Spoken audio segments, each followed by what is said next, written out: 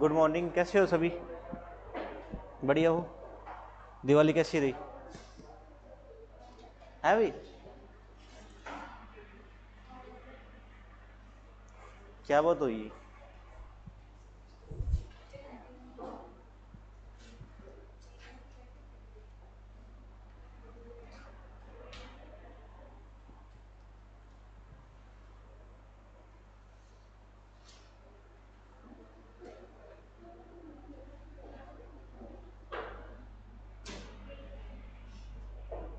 अपना चल रहा था केमिस्ट्री में आइसोटोप्स। आइसोटोप्स चल रहे थे। आइसोटोप्स क्या होते हैं? समस्थानिक। मेरे को पता है समस्थानिक होते हैं। क्या होते हैं समस्थानिक? का मतलब क्या, अर्थ क्या है?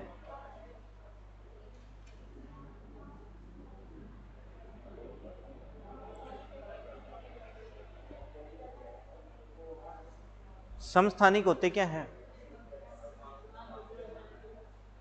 जिन एटम का परमाणु क्रमांक सेम हो, परमाणु द्रव्यमान अलग अलग हो, वो क्या कहलाते हैं? आइसोटोप समस्थानिक। क्या कहलाते हैं? समस्थानिक। याद रहता है तो ठीक है, वरना ऐसे याद कर लो कि समस्थानिक यानी स्थान तो सेम है, मतलब एटॉमिक नंबर प्लेस सेम है, बट एटॉमिक मास है अलग अलग है, वो होते हैं समस्थानिक। तो आपको दो और रेडियो एक्टिव आइसोटोप्स मैंने आपको बताया था, उनके यूज बताए थे। जो रेडियो सक्रिय समस्थानिक है उनके यूज बताए थे। कार्बन 14 बताया था ना? कहा क्या यूज होता है कार्बन 14 का? जीवाश्म की आयु पता करने के लिए। यानी कोई जीवाश्म है, यानी कोई जीव है जिसकी मृत्यु हो गई है, उसकी एज पता करने के लिए आप किसका यूज करते हो? कार्बन 14 का। कार्बन 14। यूरेनियम 235 मैंने बताया था आपको, कहाँ यूज करते हैं? परमाणु भट्टी में। कहाँ यूज करते हैं? परमाणु भट्टी में, ईंधन के रूप में। किसके रूप में? ईंधन के रूप में। और यूरेनियम 238 बताया था क्या? नहीं लिखा है? लिखो यूरेनियम 238।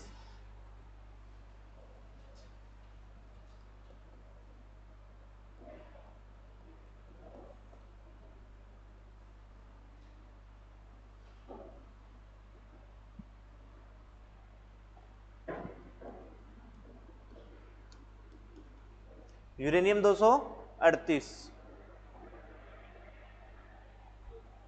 कहाँ यूज करते हैं? अर्थ डेंटिंग में। अर्थ डेटिंग में मतलब पृथ्वी की आयु का आकलन करने के लिए।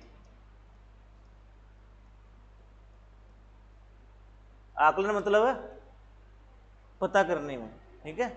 यानी पृथ्वी की आयु पता करने में, ठीक है? पृथ्वी की आयु पता करने में, यानी किसी चट्टान की आयु या पृथ्वी की आयु, ठीक है? चट्टान भी लिख सकते हो, यानी चट्टान की आयु पता करने के लिए।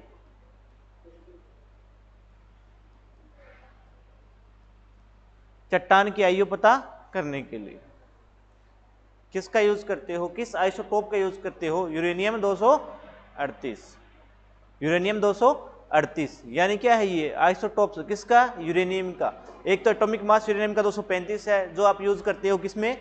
परमाणु भट्टी में, ईंधन के रूप में। और 238 का यूज कहां करते हो? अर्थ डेटिंग में, पृथ्वी की आयु का आकलन करने के लिए, पृथ्वी की आयु का पता करने के लिए, या किसी चट्टान का पता करने के लिए कितनी पुरानी चट्टान है। ठीक है भाई, आगे लिखो।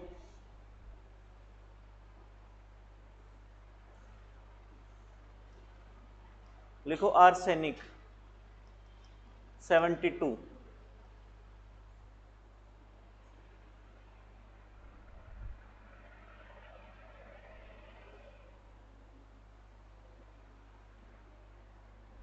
आर्सेनिक 72 ट्यूमर का पता लगाने के लिए, पता करने। ठीक, आर्सेनिक 72 का यूज करते हैं, यानी बॉडी के अंदर कहीं ट्यूमर बन रहा है तो उसका पता करने के लिए। किसका करते हैं यूज? आर्सेनिक 72 का।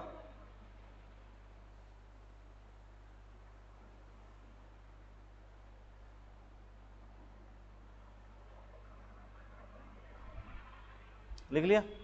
आगे लिखो सोडियम 24। सोडियम का सिंबल क्या होता है? Na। सोडियम का सिंबल क्या होता है? Na।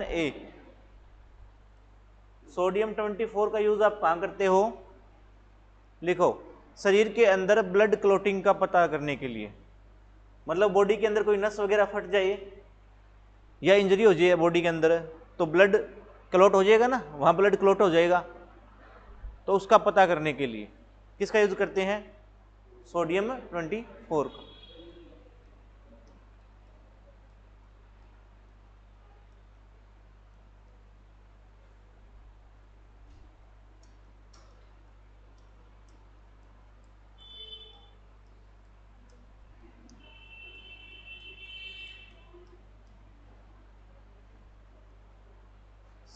शरीर के अंदर, बॉडी के अंदर ब्लड क्लॉटिंग का पता करने के लिए किसका यूज करते हैं? सोडियम 24।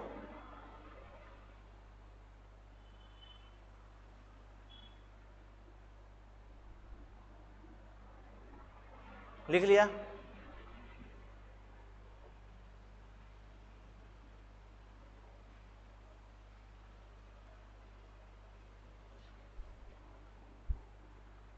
लिखो आयोडीन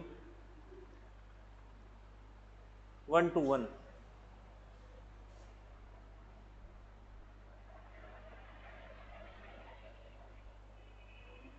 आयोडीन 121। आयोडीन 121 का यूज कहां करते हैं? घेंगा रोग के उपचार में। घेंगा रोग के उपचार में।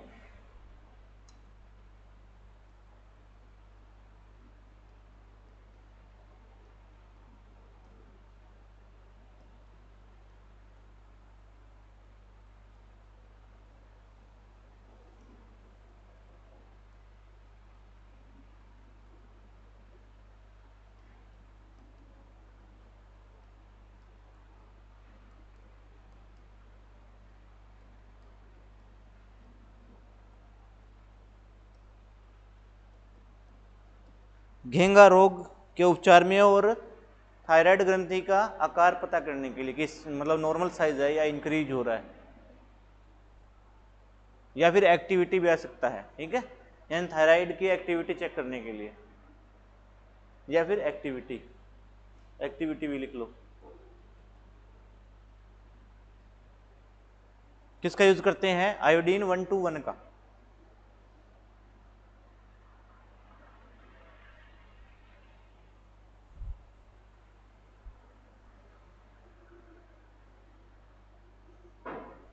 लिख लिया। लिख लिया भी। आगे लिखो कोबाल्ट 60। कोबाल्ट 60। कोबाल्ट 60।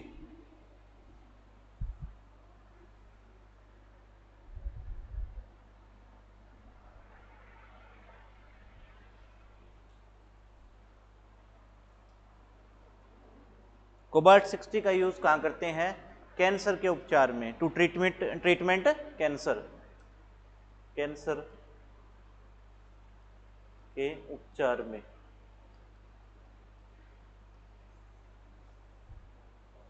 किसका यूज करते हैं? कोबाल्ट 60 का। किसका भी? कोबाल्ट 60 पूरा लिख लेना, कोबाल्ट है ये,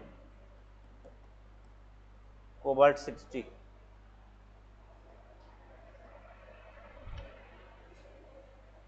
cobalt 60 isotope use in treatment of cancer. Cancer के उपचार में कोबाल्ट 60 का यूज करते हैं। और रेज पूछ ले तो कौन सी रेज? गामा किरणें। गामा किरणें। ठीक है, कौन सी रेज है जो कैंसर के ट्रीटमेंट में यूज की जाती है? तो गामा किरणें।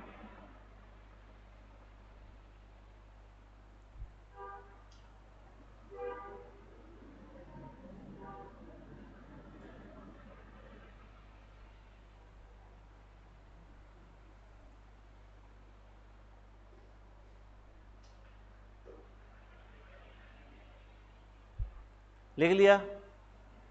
बहुत है इतने, एक दो रहते हैं तो बता दूंगा बाद में, ठीक है। मेन मेन लिख लिया बस। आगे चलो।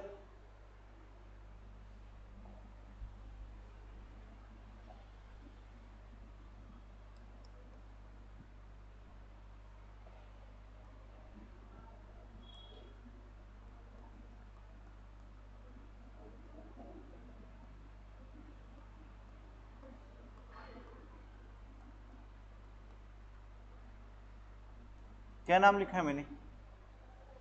आइसोबार, सम भारिक, यानी भार क्या होगा? समान, और एटॉमिक नंबर अलग अलग, वो होते हैं समभारिक। आइसोबार तो लिखो ऐसे तत्व, ऐसे तत्व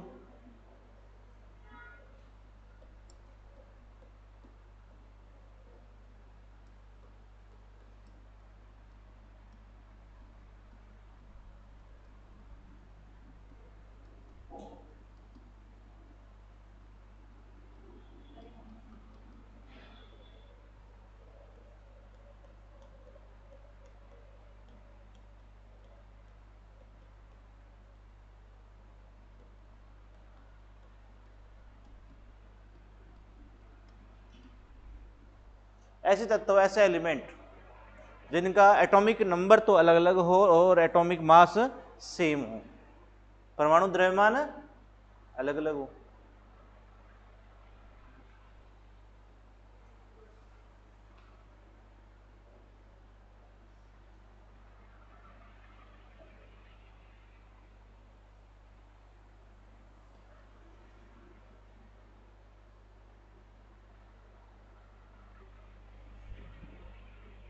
लिख लिया? एग्जाम्पल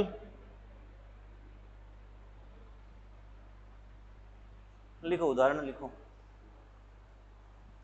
आर्गन और कैल्शियम, आर्गन और कैल्शियम। आर्गन कितने नंबर पे है?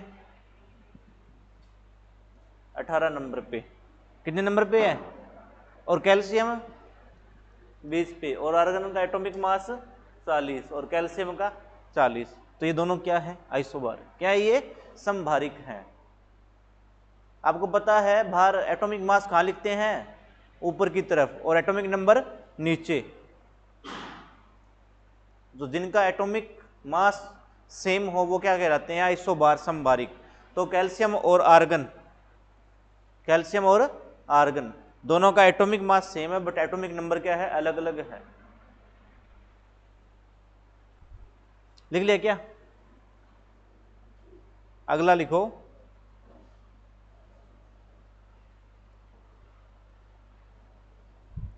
तीसरा लिखो आइसो न्यूट्रिनो, आइसोटोन लिखो। आइसोटोन लिखा मिलेगा, आइसोटोन, आइसोटोन,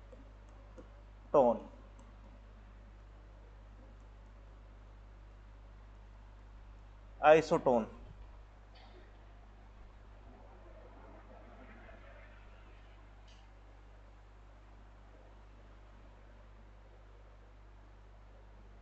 आइसोटोन क्या होते हैं? लिखो ऐसे एलिमेंट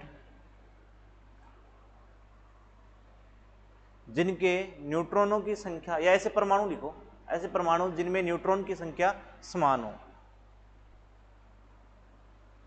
या ऐसे तत्व या ऐसे परमाणु जिनमें न्यूट्रॉन की संख्या समान हो, वो क्या कहलाते हैं? आइसोटोन। ऐसे तत्व या परमाणु जिनमें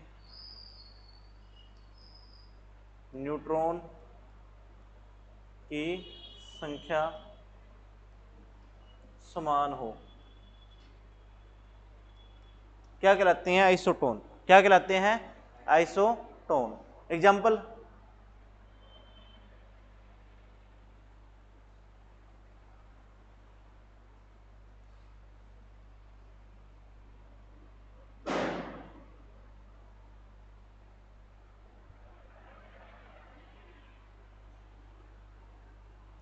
फॉस्फोरस और सल्फर। फॉस्फोरस कितने नंबर पे है?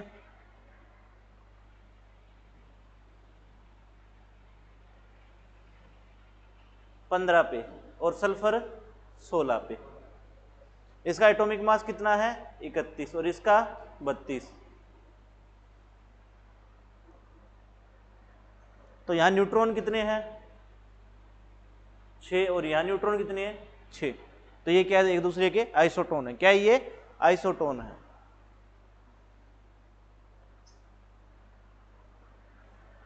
क्या ये आइसोटोन है यानी ऐसे तत्व ऐसे एलिमेंट जिनमें न्यूट्रॉन क्या है सेम हो, न्यूट्रॉन की संख्या क्या हो सेम हो। जैसे फॉस्फोरस और सल्फर। एटॉमिक मास फॉस्फोरस का कितना है 31 और एटॉमिक नंबर 15। सल्फर कितने नंबर पे 16 नंबर पे और एटॉमिक मास 32। तो कितना आ गया न्यूट्रॉन यहां भी 6 यहां भी 6। तो ये होते हैं आइसोटोन। क्या होते हैं आइसोटोन। आगे लिखो next iso electron.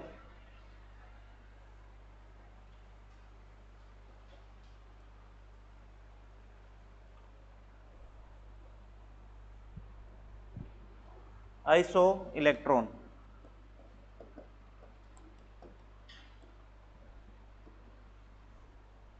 Iso electron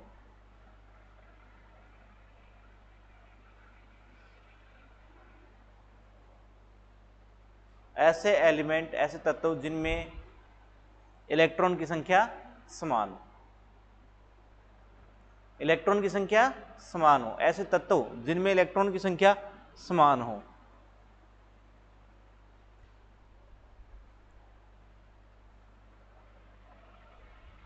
क्या कहलाते हैं आइसो इलेक्ट्रॉन।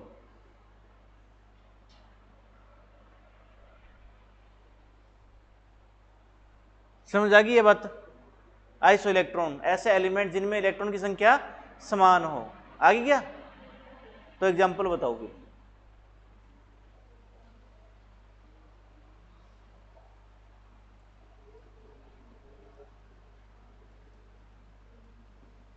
बताओ ऑप्शन दूं, ऑप्शन दूं क्या। ठीक है।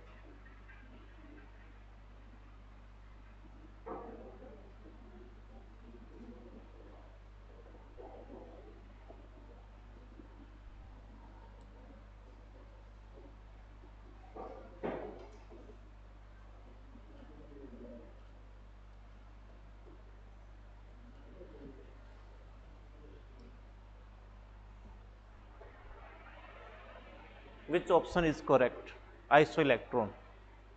कौन सा ऑप्शन सही है। एग्जांपल कौन सा है आइसो इलेक्ट्रॉन का जिसमें इलेक्ट्रॉन की संख्या समान हो। बताओ। ऐसे कोई नहीं बोलेगा कि एटॉमिक नंबर हमें बताओ, क्योंकि मैंने बताया था 20 तो मैंने लिखा दिए। अंडर 20 एटॉमिक नंबर है, बाहर नहीं उससे। बाहर होगा तो मैं लिखूंगा। ठीक है बताओ।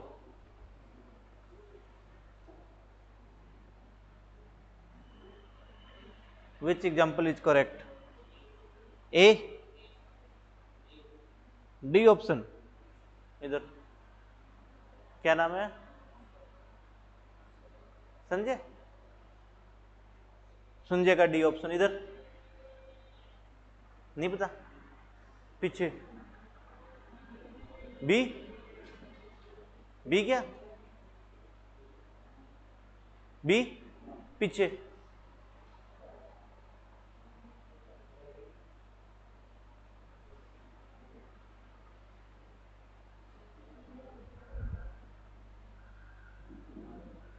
4 2 3 1 कौन सा? आगे पीछे चौथा। अब पूछूंगा कैसे, वो भी बी सी, बी पूछूंगा सभी से कैसे बी बताया, कैसे सी, कैसे डी। पीछे बी। अच्छा, जिन्होंने बी बताया था वो बताओ पहले, बी किसने किसने बताया था, बोलो बताओ बताओ। बी किसने बताया था? अभी कोई नहीं, एक ने नहीं बताया, सभी ने बताया लगभग। और डी किसने बताया वो बताओ। डी किसने बताया था? डी तुमने बताया था।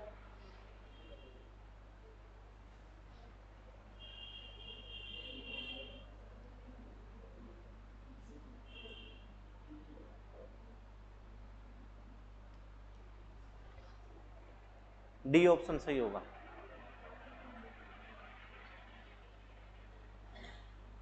अच्छा, सोडियम का एटॉमिक नंबर कितना? 11। कितना? 11। इतना तो तुम्हें पता है। नियोन का? नियोन का 10। एल्यूमिनियम का 13। एक पॉजिटिव चार्ज है, लेकिन ये तो 12 बैठता है ना फिर भी। क्या सही है? इलेक्ट्रॉन समान है इसमें? नहीं है, ये ऑप्शन गया। बी ऑप्शन जिन्होंने कहा। सोडियम कितने नंबर पे है? तो इलेक्ट्रॉन कितने होते हैं? 11। लेकिन एक पॉजिटिव चार्ज है तो एक इलेक्ट्रॉन अपने में से लूज कर दिया। कितने इलेक्ट्रॉन यहाँ?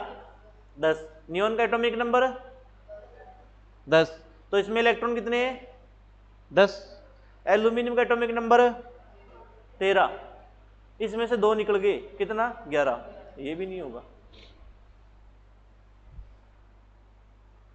पोटेशियम कितने नंबर पे? 19 पे। कितने नंबर पे?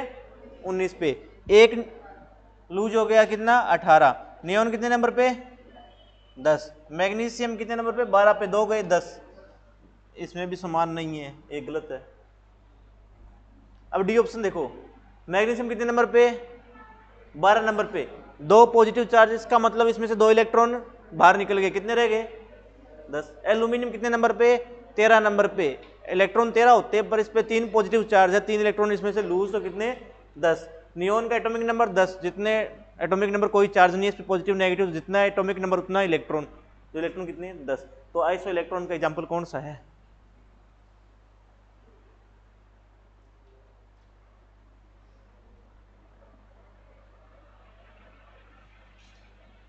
किसी में इलेक्ट्रॉन समान लग रहे हैं आपको?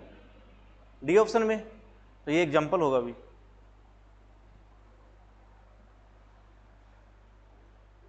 ये क्या होगा? एग्जाम्पल हो गया। अब देखो, जैसे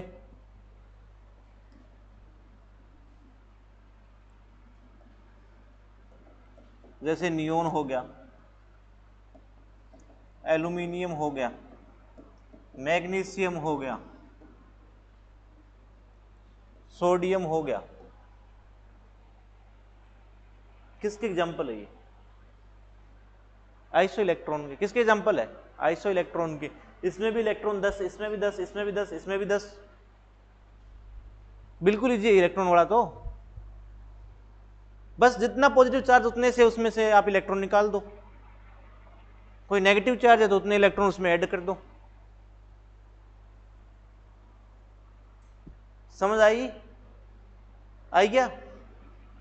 चलो डालो टॉपिक नेक्स्ट। एटॉमिक स्ट्रक्चर आपका आइसोटोप्स कंप्लीट हो गए। Isobar, isotone, iso electron. बहुत बार क्वेश्चन आता है आइसो इलेक्ट्रॉन से, जिसमें इलेक्ट्रॉन की संख्या समान हो, वहां से बहुत बार क्वेश्चन आते हैं।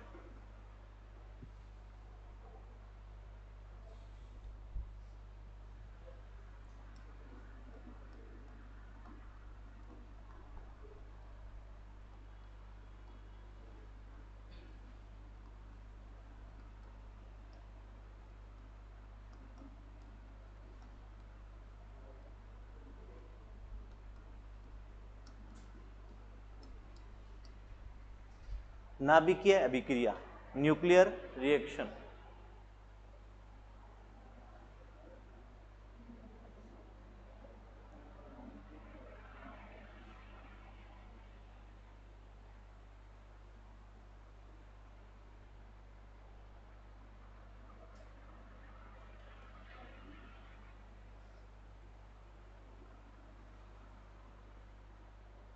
अच्छा आपसे पूछ ले आइसोटोप्स में न्यूट्रॉन की संख्या सेम होगी अलग अलग? आइसोटोप में न्यूट्रॉन की संख्या सेम होगी अलग अलग? न्यूट्रॉन अलग अलग होंगे, एटॉमिक नंबर सेम है बट एटॉमिक मास डिफरेंट है, तो एटॉमिक मास में से आप एटॉमिक नंबर माइनस करोगे तभी तो न्यूट्रॉन की संख्या आएगी ना। तो न्यूट्रॉन की संख्या अलग अलग होती है। और आपसे पूछ ले कि क्या आइसोटोप में रासायनिक अभिक्रिया सेम रहेगी या फिर अलग अलग होगी? तो एटॉमिक नंबर सेम रहते हैं, इलेक्ट्रॉन सेम रहते हैं, तो केमिकल रिएक्शन भी क्या रहेगी? सेम रहेगी। न्यूक्लियर रिएक्शन नाभिकीय अभिक्रिया, नाभिकीय अभिक्रिया। तो इसमें पार्टिसिपेट भाग कौन लेता है? न्यूक्लियर रिएक्शन में कौन भाग लेता है? बताया था आपको, न्यूक्लियॉन्स, नाभिक। और नाभिक के अंदर क्या होते हैं? प्रोटॉन और न्यूट्रॉन। तो न्यूक्लियर रिएक्शन में भाग कौन लेता है? न्यूक्लियंस। कौन लेता है? न्यूक्लियॉन्स या न्यूक्लियस। और उसके अंदर क्या क्या होता है? प्रोटॉन और न्यूट्रॉन, प्रोटॉन और न्यूट्रॉन। तो आपसे पूछ ले कि न्यूक्लियर रिएक्शन में पार्टिसिपेट कौन करता है? तो न्यूक्लियॉन्स करते हैं या न्यूक्लियस करता है। और उसके अंदर क्या होता है? प्रोटॉन और न्यूट्रॉन, प्रोटॉन और न्यूट्रॉन। नाभिकीय अभिक्रिया में भाग कौन लेता है? मेनली भाग लेता है न्यूक्लियस। कौन लेता है? न्यूक्लियस। अब न्यूक्लियर रिएक्शन भी दो टाइप की होती है।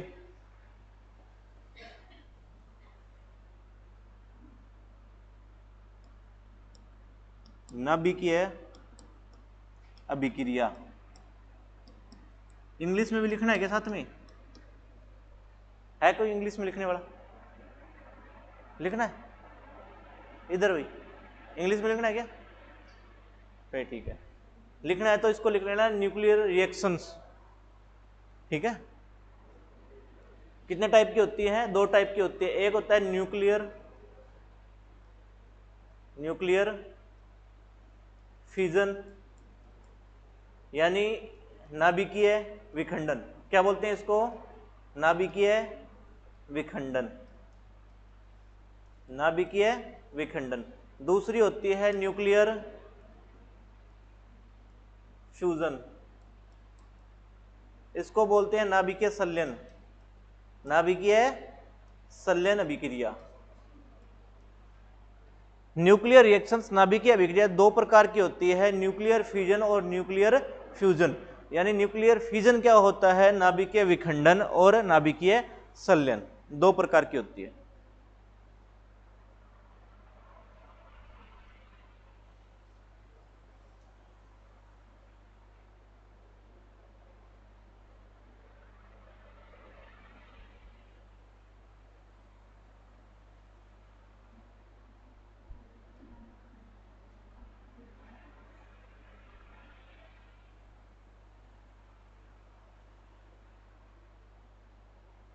लिख लिया क्या? और इन दोनों का मोटिव क्या होता है? स्टेबल होना। क्या होना? स्टेबल, स्थायी होना। दोनों का उद्देश्य क्या होता है? स्थायी होना। क्या होना? स्थायी। दोनों का मोटिव क्या होता है? स्टेबल होना, स्थायी होना।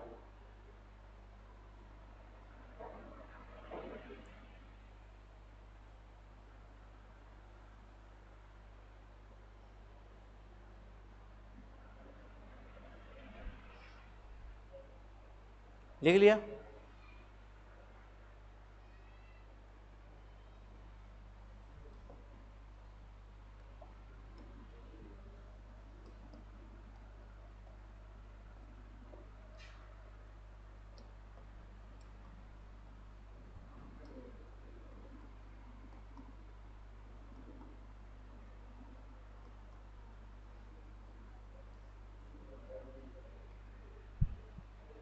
नाभिकीय विखंडन लिखो, बड़े नाभिक का वह नाभिकीय अभिक्रिया, ऐसे लिखो, वह नाभिकीय अभिक्रिया, वह नाभिकीय अभिक्रिया, वह नाभिकीय अभिक्रिया जिसमें एक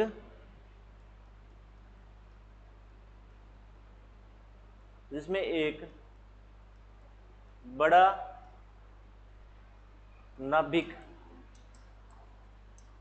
या परमाणु, बड़ा नाभिक या परमाणु टूटकर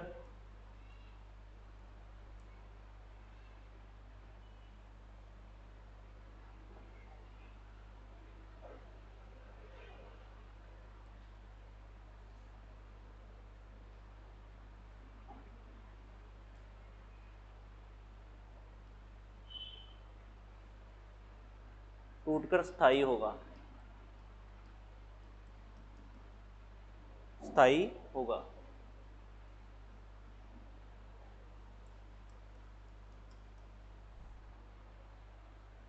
या फिर ऐसा लिख लो कि एक बड़ा नाभिक दो भागों में टूटेगा या विखंडित होगा तो उसे बोलते हैं विखंडन अभिक्रिया। बड़ा नाभिक, दोनों का उद्देश्य क्या होता है? स्थायी होना। तो एक बड़ा नाभिक है वो भी स्टेबल नहीं है, वो भी स्टेबल होने के लिए क्या करेगा? टूटेगा आगे। मतलब एक बड़ा नाभिक है, ये आगे टूटा, दो नाभिक बनाए इसने टूटकर, तो ये क्या है? विखंडन अभिक्रिया। कौन सी अभिक्रिया है? विखंडन। कौन सी अभिक्रिया? विखंडन। जो बता रहा हूं आपको कि वह नाभिकीय अभिक्रिया जिसमें एक बड़ा नाभिक या परमाणु टूटकर स्थायी होगा, या फिर ऐसे लिख लो दो नाभिक बनाएगा, दो नाभिक में टूटेगा। वैसे तो इसको जो अनकंट्रोल कर दिया जाए तो बहुत सारे टूटते हैं यहाँ, ठीक है, लेकिन आप सिंपली समझने के लिए ऐसे लिखो कि एक बड़ा नाभिक टूटकर दो भागों में टूट जाए, मतलब विखंडन हो जाए, एक बड़े नाभिक का विखंडन हो जाए। वो बड़ा नाभिक है वो भी स्टेबल नहीं है, वो भी टूटकर क्या होगा? स्टेबल होगा। तो इसे बोलते हैं विखंडन अभिक्रिया। टूटना, नाभिक का टूटना क्या कहलाता है? विखंडन अभिक्रिया। विखंडन अभिक्रिया। अब संलयन वाला है ना, जो फ्यूजन आपका दूसरा टाइप है संलयन, वो भी क्या है? वो भी अनस्टेबल है। वो भी क्या है? अनस्टेबल है। दो छोटे परमाणु या दो छोटे नाभिक जो अनस्टेबल है वो जुड़कर वहां एक बड़ा नाभिक बनाते हैं। तो वो आगे मैं दूसरा पार्ट कराऊंगा तब बता दूंगा, ठीक है। लेकिन इसमें इतना याद रखना कि एक बड़े परमाणु का या बड़े नाभिक का, मेनली बड़े नाभिक का टूटना, विखंडन होना क्या कहलाता है? विखंडन अभिक्रिया। क्या कहलाता है? विखंडन अभिक्रिया। विखंडन अभिक्रिया। ये जो विखंडन अभिक्रिया है सबसे पहले किस साइंटिस्ट ने किया था? आपसे पूछ लें कि इसके ऊपर काम सबसे पहले किसने किया था? तो दो साइंटिस्ट थे, एक तो था ओटो होन, नाम सुना होगा, ओटो होन। एक था स्ट्रासमैन, एफ स्ट्रासमैन, स्ट्रोसमैन। दो साइंटिस्ट थे, ओटो होन और स्ट्रोसमैन। स्ट्रासमैन, ओटो होन और स्ट्रासमैन।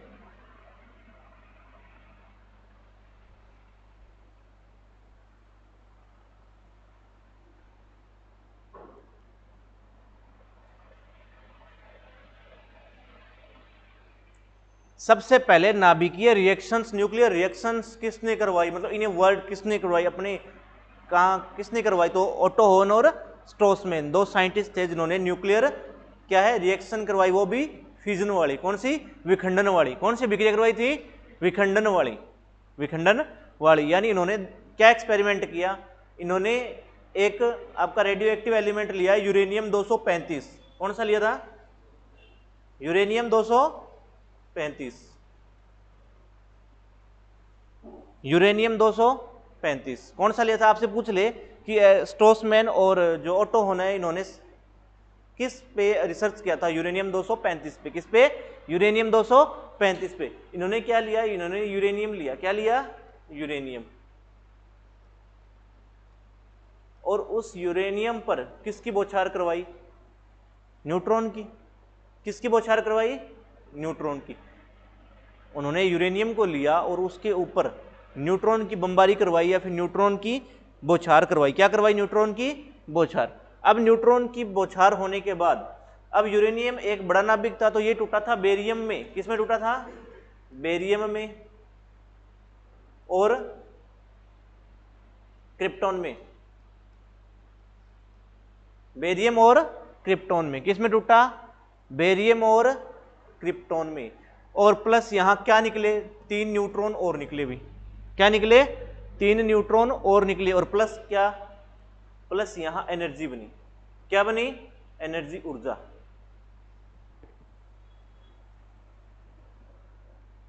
एफ स्ट्रोसमैन और ओटो होन ने क्या लिया? यूरेनियम को लिया और यूरेनियम पर न्यूट्रॉन की बौछार करवाई। न्यूट्रॉन की बौछार होने से यूरेनियम विखंडित हुआ, यूरेनियम टूटा। तो यूरेनियम किस में टूटा? बेरियम और क्रिप्टॉन में। मतलब यूरेनियम क्या था? एक बड़ा न्यूक्लियस था, बड़ा नाभिक था, और विखंडित हुआ, विखंडित होकर 2 नाभिक बने, 2 एटम बने। कौन से? बेरियम और क्रिप्टॉन। बेरियम और क्रिप्टॉन। और बेरियम और क्रिप्टॉन के साथ क्या निकले? 3 न्यूट्रॉन और निकले। 3 न्यूट्रॉन और जनरेट हुए। और 3 न्यूट्रॉन और जनरेट हुए और उसके बाद साथ में क्या रिलीज हुई? एनर्जी रिलीज हुई। क्या रिलीज हुई? एनर्जी, ऊर्जा। क्या रिलीज हुई भाई? ऊर्जा। अब ये एनर्जी रिलीज कहां से हुई? कैसे हुई?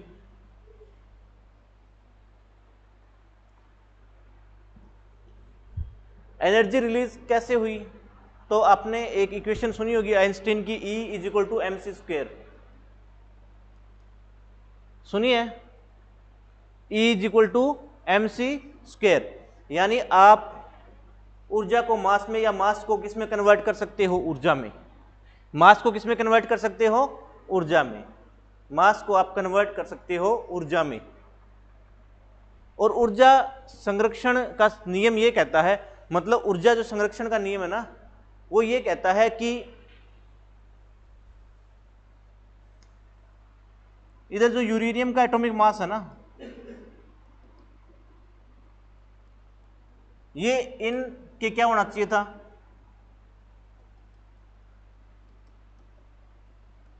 ऊर्जा का संरक्षण का नियम ये कहता है कि ये जो यूरेनियम और न्यूट्रॉन का मास है ना, ये किसके बराबर होना था?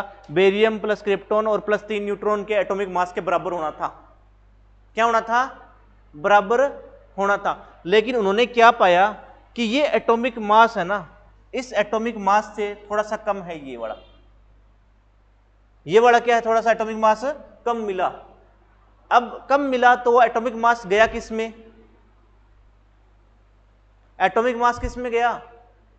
एनर्जी में। किस में फॉर्म हुआ? एनर्जी में, ऊर्जा में। तो आपसे पूछ ले कि नाभिकीय विखंडन अभिक्रिया में जो ऊर्जा का रूपांतरण होता है, तो किसका रूपांतरण ऊर्जा में होता है? तो किसका होता है? मास का होता है। बहुत बार क्वेश्चन आया हुआ है, चाहे लिख लो ये एक बात। नाभिकीय अभिक्रिया में लिखो, नाभिकीय अभिक्रिया में, नाभिकीय अभिक्रिया में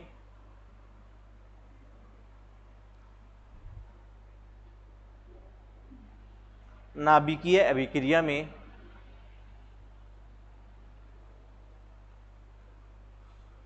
नाभिकीय अभिक्रिया में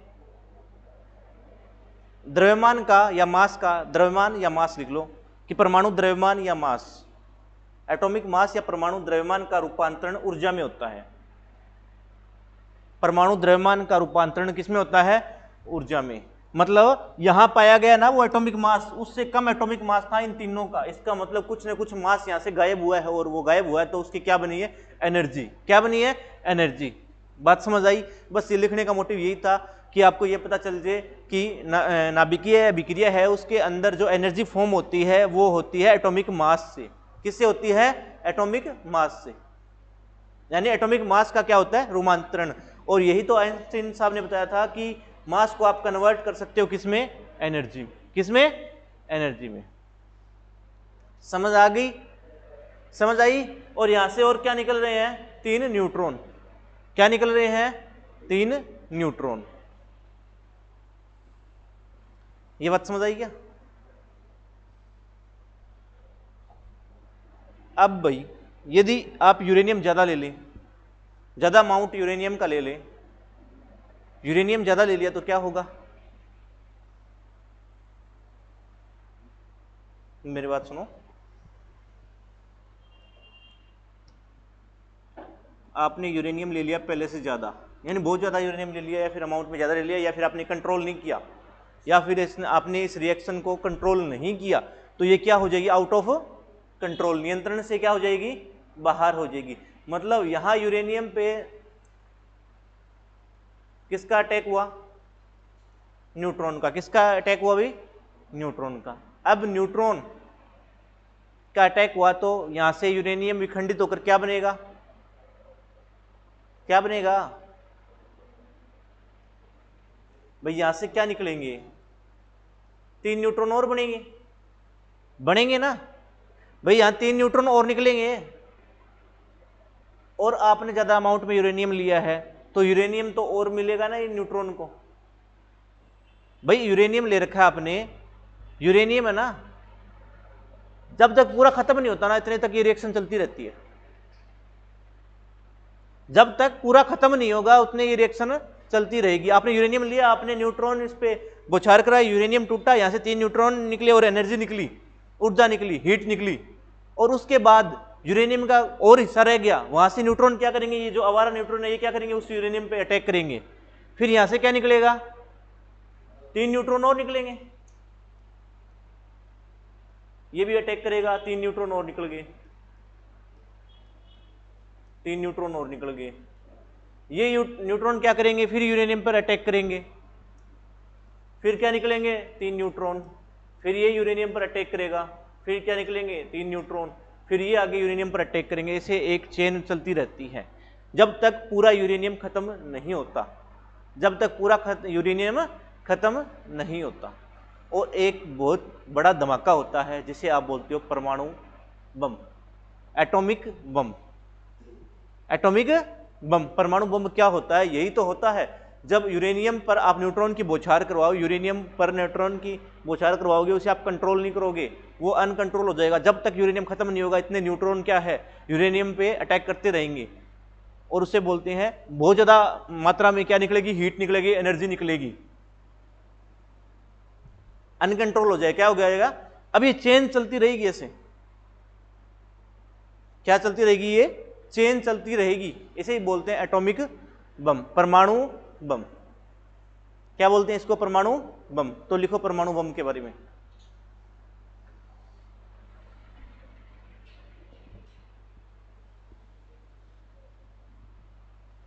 समझ तो आ रहा है ना, न्यूट्रॉन नहीं है ये, रिएक्शन चलती रहेगी, लंबी चेन, जब तक पूरा यूरेनियम क्या है, खत्म नहीं होता। यूरेनियम खत्म हो जाएगा उसके बाद तो नहीं होगी, लेकिन जब तक यूरेनियम डिस्ट्रॉय खत्म पूरा नहीं होता इतने ये चलती रहेगी। 3 न्यूट्रॉन निकलेंगे, वो आगे अटैक करेंगे यूरेनियम पर, फिर 3 न्यूट्रॉन निकलेंगे, फिर यूरेनियम पे अटैक करेंगे।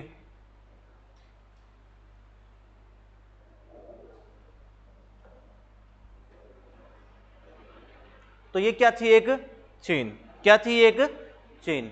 और ये क्या थी, अनकंट्रोल थी, क्या थी, अनकंट्रोल। तो लिखो परमाणु बम किस पर आधारित होता है,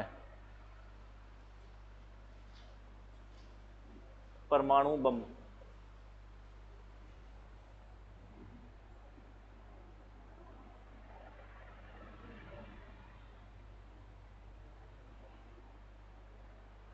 परमाणु बम किस पर आधारित होता है, नाभिकीय विखंडन पर। किस पे भाई, नाभिकीय विखंडन पर आधारित होता है।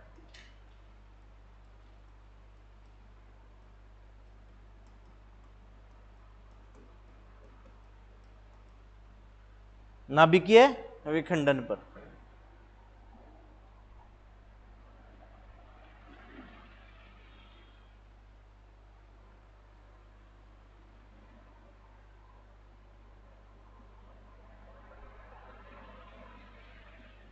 परमाणु बम नाभिकीय विखंडन पर, आपसे क्वेश्चन पूछ लेगा कि परमाणु बम आधारित होता है नाभिकीय विखंडन पर, नाभिकीय संलयन पर, नाभिकीय विखंडन और संलयन दोनों पर। किस पर आधारित होता है, नाभिकीय विखंडन पर। और डीपली से पूछेगा तो वो क्या पूछेगा कि इसके अंदर जो नाभिकीय विखंडन होता है वो कैसा होता है, नियंत्रित होता है या फिर अनियंत्रित होता है। तो बताओ आप, अनियंत्रित होता है ना, तो लिखो अनियंत्रित नाभिकीय विखंडन, अनियंत्रित।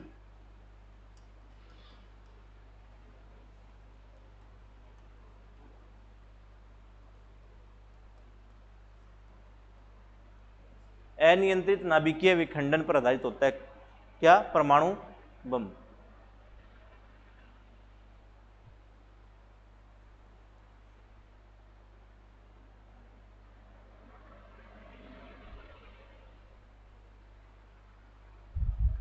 यूरेनियम को आप यदि छोड़ दो, उस पर न्यूट्रॉन का अटैक करवा के छोड़ दोगे ना, जब तक वो यूरेनियम पूरा डिस्ट्रॉय नहीं होगा, इतने ये क्या है, चेन चलती रहेगी। क्या चलती रहेगी? श्रृंखला। तो लिखो अनियंत्रित नाभिकीय विखंडन श्रृंखला, लिख लो अनियंत्रित नाभिकीय विखंडन श्रृंखला, श्रृंखला अभिक्रिया, अभिक्रिया पर आधारित है।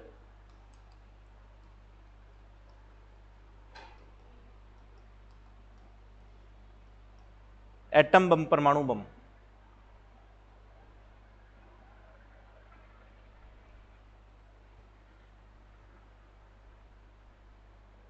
परमाणु बम किस पे आधारित है? अनियंत्रित नाभिकीय श्रृंखला अभिक्रिया, यानी लॉन्ग चेन चलती है इसकी।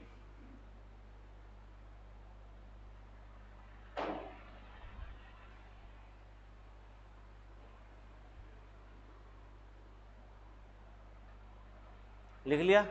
तो ये होता है परमाणु बम। क्या परमाणु बम का अटैक हुआ है कभी? हुआ है? कब हुआ था?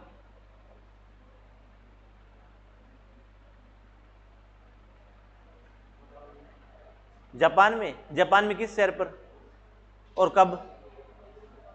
6 अगस्त 1945 को हिरोशिमा पे।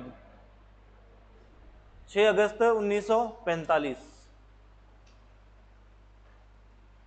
6 अगस्त 1945, हिरोशिमा एक शहर है, और कहाँ ये?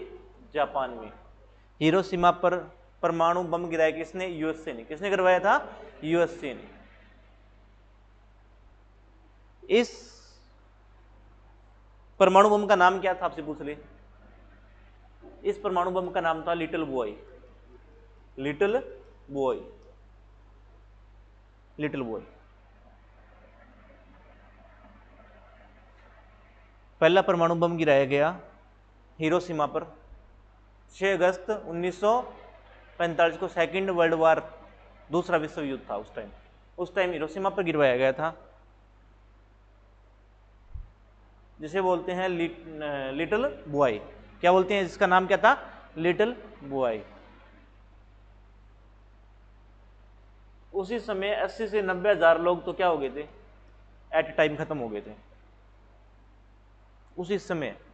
और बाद में भी मरे थे रेडिएशन से, बाद में भी मौत हुई थी बहुत से लोगों की रेडिएशन से। और आज भी वहां पर जो जनरेशन, जो बच्चे पैदा होते हैं ना, वो क्या है, मतलब फिट पैदा नहीं होते, वो विकलांग होते हैं, या फिर जिनमें उनमें जीन डिस्ट्रॉय हो गया।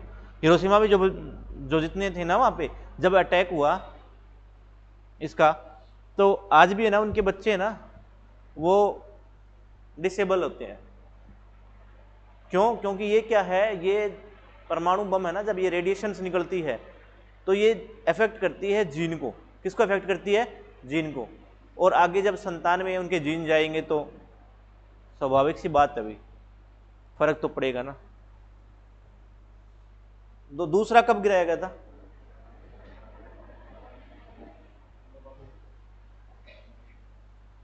दूसरा बोलो। 9 अगस्त, 9 अगस्त 1945। शहर का नाम क्या था? नागासाकी। और इसका नाम क्या था बम का? फैटमैन। क्या नाम था? फैटमैन। बम का क्या नाम था? परमाणु बम था फैटमैन।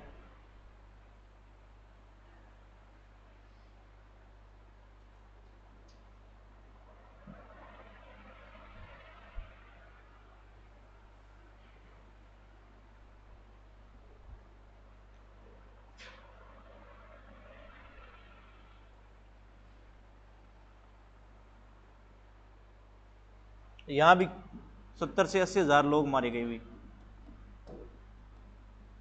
और बाकी जो बाद में मरे रेडिएशन से।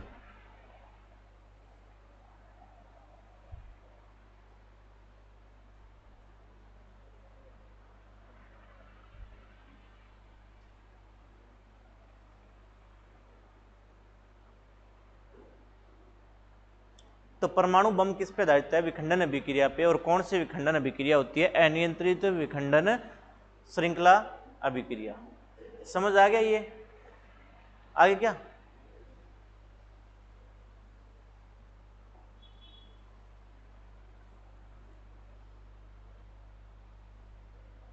आगे लिखो न्यूक्लियर रिएक्टर।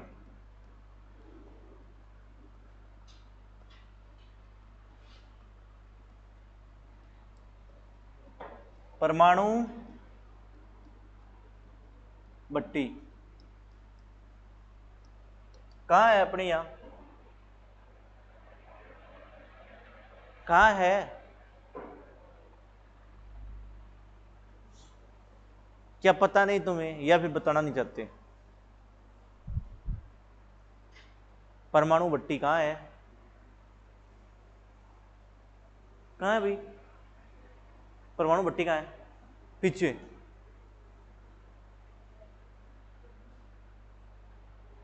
परमाणु भट्टी कहाँ है? अपने यहाँ इंडिया में, हरियाणा में, फतेहाबाद में? अभी बता दो। गोरखपुर। गोरखपुर जो संयंत्र है वो परमाणु भट्टी तो है, और क्या है? इंडिया में क्यों? अपने हरियाणा में, हरियाणा में अपने फतेहाबाद में ही है। ये गोरखपुर संयंत्र सुना होगा नाम? सुना होगा। तो वहां क्या होता है? यही होता है जो मैंने बताया था ना, यही करते हैं, बट वो कंट्रोल करते हैं। क्या करते हैं? कंट्रोल करते हैं। ठीक है, तो नाभिकीय भट्टी, नाभिकीय भट्टी, उसका यूज क्या होता है आपको पता ही है। नाभिकीय भट्टी का यूज क्या होता है? क्या होता है? Formation of. ये गोरखपुर वाला किस लिए बना, ये बताओ किस लिए बना? भी पानी बनता है वहां, तो क्या बनती है? अरे बिजली का निर्माण होता है। फिर इतना सोचने की क्या बात है? न्यूक्लियर रिएक्टर, परमाणु भट्टी। तो आपसे पूछ ले परमाणु भट्टी और परमाणु बम में अंतर क्या है? परमाणु भट्टी और परमाणु बम। परमाणु भट्टी में भी क्या होता है? नाभिकीय विखंडन होता है। क्या होता है? नाभिकीय विखंडन होता है। नाभिकीय विखंडन होता है। परमाणु भट्टी भी किस पे आधारित होती है? नाभिकीय विखंडन पे। किस पे आधारित होती है? नाभिकीय विखंडन पे। और यहां पर जो नाभिकीय विखंडन होता है वो कैसा होता है? नियंत्रित होता है भी। क्या होता है? नियंत्रित नाभिकीय विखंडन होता है। किस पे आधारित होती है? नियंत्रित नाभिकीय विखंडन पर।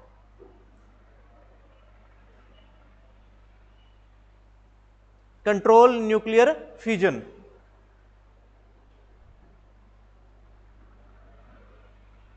परमाणु जो भट्टी है वहां पर क्या होता है? नाभिकीय विखंडन होता है, लेकिन वो कंट्रोल होता है। क्या होता है? कंट्रोल में होता है, आउट ऑफ कंट्रोल नहीं होता। आउट ऑफ कंट्रोल होएगा तो क्या हो जाएगा? Atom bomb. तो आउट ऑफ कंट्रोल नहीं है, ये कंट्रोल में होता है। क्या होता है? ये कंट्रोल में होता है। आपसे पूछ ले परमाणु भट्टी नाभिकीय, नियंत्रित नाभिकीय विखंडन होता है, परमाणु बम अनियंत्रित, अनियंत्रित नाभिकीय विखंडन, अनकंट्रोल्ड। क्या होता है? ये अनकंट्रोल्ड होता है, अनियंत्रित होता है। परमाणु बम में अनकंट्रोल होता है और न्यूक्लियर रिएक्टर में कंट्रोल्ड रिएक्शंस होती है। समझ आई ये बात? समझ आई क्या? अनियंत्रित नाभिकीय विखंडन परमाणु बम में, और यदि आपको परमाणु भट्टी में पूछे तो नियंत्रित नाभिकीय विखंडन यानी कंट्रोल किया जाता है। ठीक है, रिएक्शन सेम करवाई जाती है, लेकिन वहां कंट्रोल किया जाता है, वहां कंट्रोल नहीं किया जाता।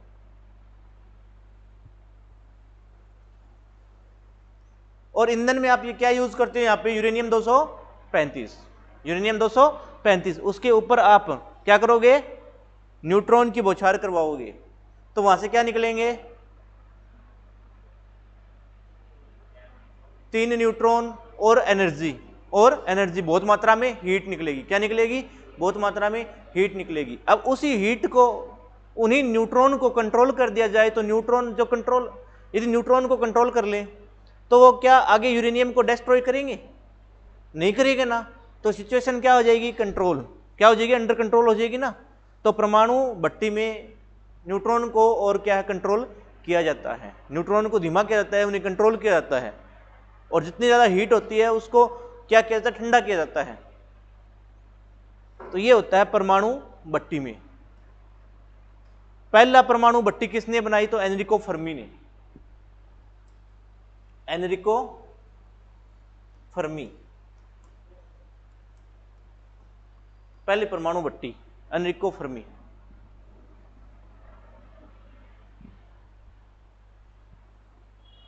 Enrico Fermi.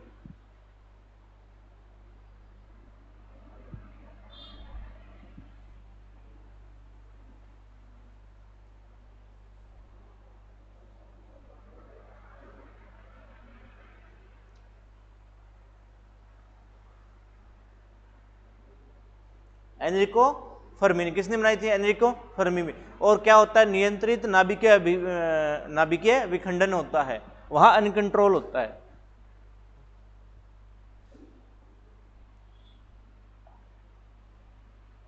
अब लिखो नाभिकीय विखंडन में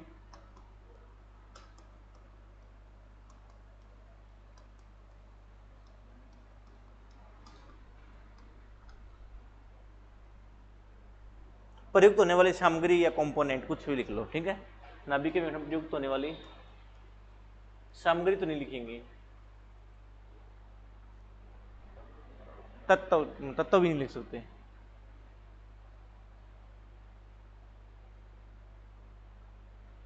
प्रयुक्त होने वाले लिख लो नीचे।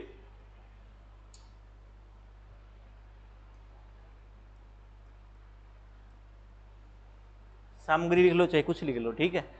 पहला,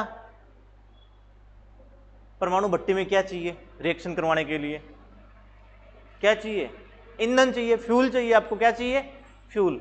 तो पहले नंबर पे फ्यूल, ईंधन।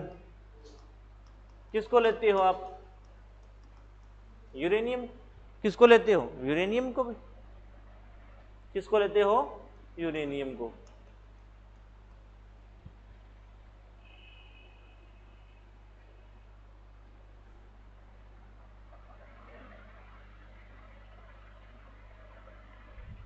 क्वेश्चन यहीं से बनते हैं, ठीक है। परमाणु बम का आपका क्वेश्चन बन गया, कैसे चेन रिएक्शंस होती है, अनकंट्रोल होती है। परमाणु भट्टी में कंट्रोल चेन रिएक्शंस होती है, फ्यूजन्स होती है, विखंडन अभिक्रिया होती है।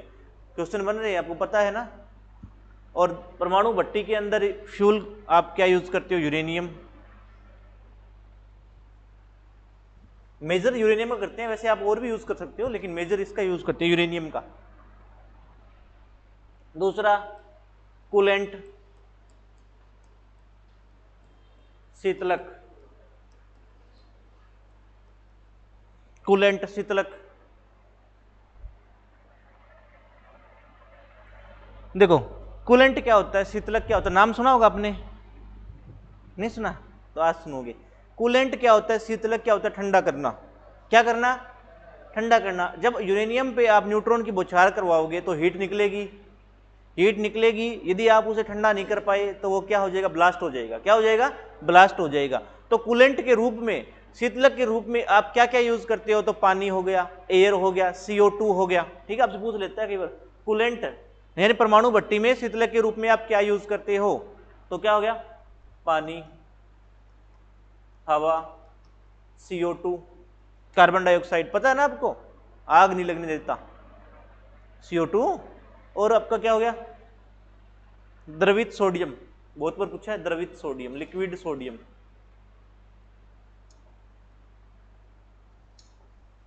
द्रवित सोडियम,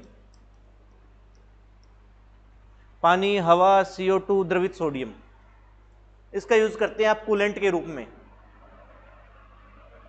परमाणु भट्टी में कूलेंट के रूप में। यानी उस रिएक्शन मतलब उसको जो हीट निकलती है उसमें क्या है, जैसे हवा छोड़ दी ठंडी, पानी छोड़ दिया तो इतना हीट वहां नहीं होगा। द्रवित सोडियम छोड़ दिया, CO2 छोड़ दिया, तो इतना वहां पे क्या होगा, हीट नहीं होगा। रिएक्शंस बार बार वो वहां पे जो हीट है ना वो ठंडी होती रहेगी, तो इतना वहां पे हीट जनरेट नहीं होगा। उसको कूलेंट के रूप में यूज करते हैं। तीसरा होता है मॉडरेटर। क्या होता है, मॉडरेटर।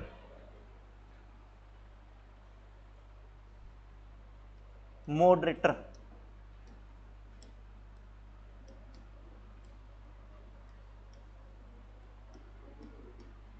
मंदक। तीसरा क्या होता है? मंदक, मॉडरेटर। अब बताओ मेरे को,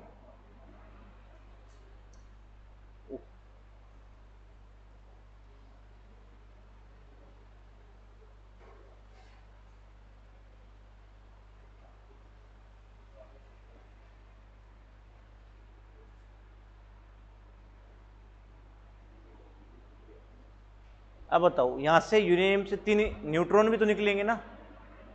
अब ये 3 न्यूट्रॉन यूरेनियम को भी तो छेड़ेंगे, जाकर दोबारा छेड़ेंगे ना, और यहां से भी तो न्यूट्रॉन निकलेंगे। तो ये तो लंबी श्रृंखला चलती रहेगी। तो ये क्या, किसका रूप ले लेगा? परमाणु बम का रूप ले लेगा। किसका रूप ले लेगा? परमाणु बम का। तो इनको क्या है, कंट्रोल तो करना है ना भाई। न्यूट्रॉन, ये जो एक्स्ट्रा न्यूट्रॉन है, इनको आप कंट्रोल कर लोगे तो क्या चेन जो रिएक्शन है वो अनकंट्रोल होगी?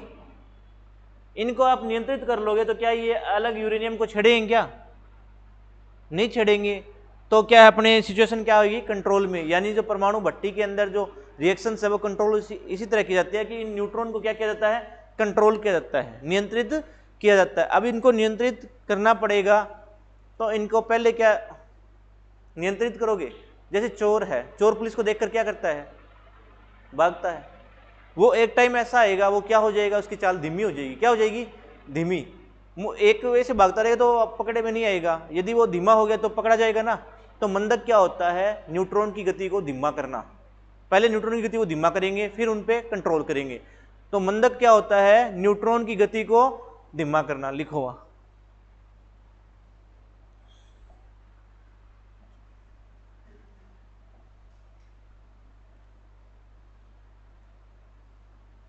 लिखो। मंदक लिखा है ना, यहां लिखो, न्यूट्रॉन की गति को धीमा करना। मंदक क्या होता है? न्यूट्रॉन की गति को धीमा करना।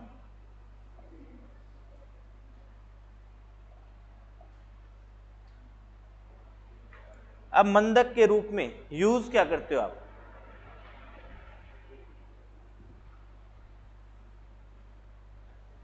या न्यूट्रॉन की गति को धीमा करना है, मंदक करना है, तो मंदक के रूप में यूज क्या करोगे आप? आपसे पूछ लेता है कि परमाणु भट्टी में मंदक के रूप में किसका प्रयोग किया जाता है? तो भारी जल का और ग्रेफाइट का। किसका यूज करते हो? भारी जल और ग्रेफाइट। उस दिन मैंने बताया था आपको।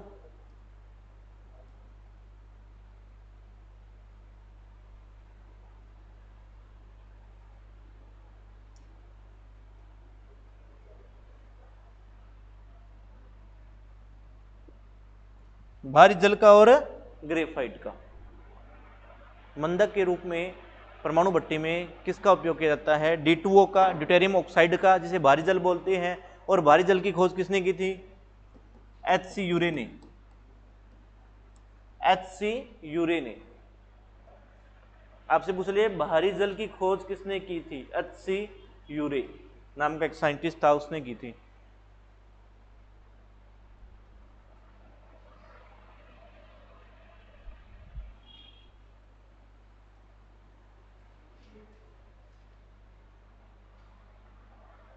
लिख लिया? लिख लिया क्या?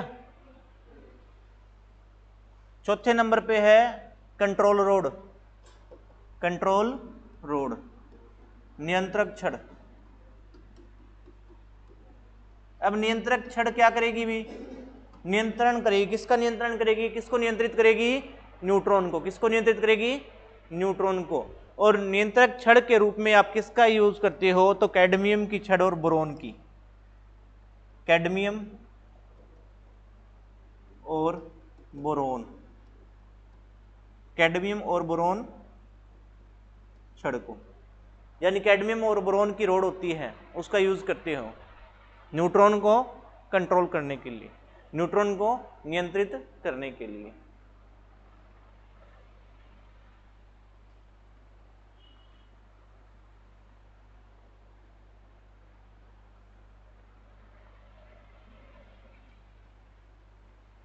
कैडमियम और बोरोन की छड़ का यूज करते हैं कंट्रोल रोड के रूप में परमाणु भट्टी में न्यूट्रॉन को कंट्रोल करने के लिए। समझ आई?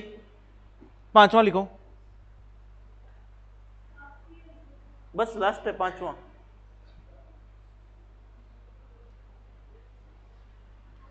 आज वाला तो इतना वो ही नहीं था है, मैं आपको करवा रहा था रेडियो एक्टिविटी करवाऊंगा, उसमें तो फिर आप बिल्कुल ही, आज वाला इतना टफ तो नहीं था, समझ तो आ रहा होगा, इतना वो भी बोरिंग भी चैप्टर नहीं था।